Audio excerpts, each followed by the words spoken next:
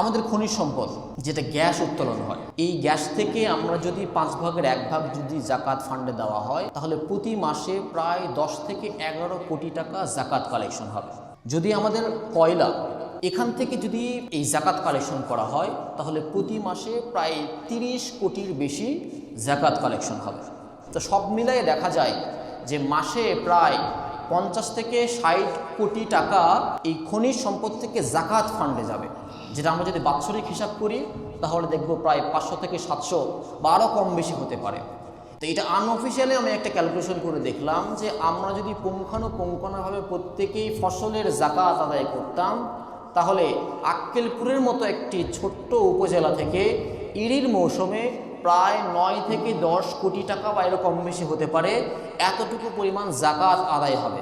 আবার দেখলাম আমনের মৌসুমে প্রায় আপনার এরকম 7 থেকে 8 কোটি টাকার মতো জাকাত আদায় হচ্ছে। তো বছরে আপনার এই 8-7-15-20 কোটি টাকা যদি আপনার নিজ এলাকা থেকে যদি অনুদান আসে, জাকাত ফান্ডে আসে, আপনি কোথায় খরচ করবেন এত টাকা? আর পুরো উপজেলায় কতজন মানুষ আছে, এর মধ্যে আপনি গরিব মিসকিন বা যার জাকাত প্রয়োজন এরকম মানুষ আপনি কয়জন পাবেন?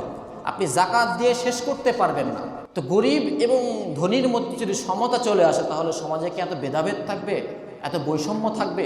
ছোটবেলা থেকে আমাদের শিক্ষা ব্যবস্থাগুলো, আমাদের সমাজ ব্যবস্থাগুলো আমাদেরকে এই সুদ আর লাভ ক্ষতির পিছনে, পুঁজিবাদের পিছনে এমন কঠিনভাবে ঢুকিয়ে দিয়েছে।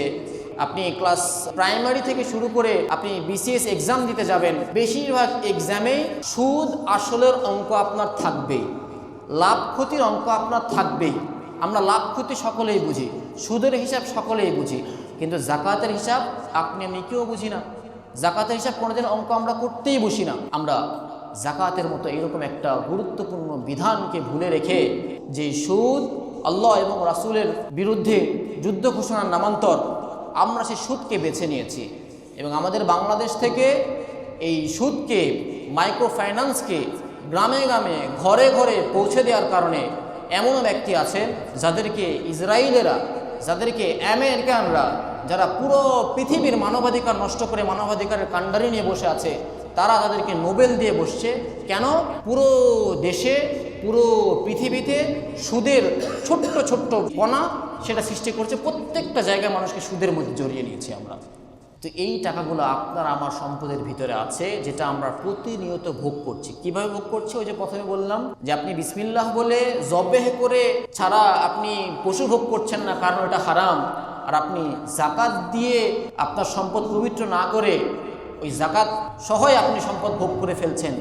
আপনি ভাবছেন আপনার কিছুই ক্ষতি হচ্ছে না। তো আমরা এরকম আমাদের গরিব মিসকিনদের হকগুলো নষ্ট করছি প্রতিনিয়ত।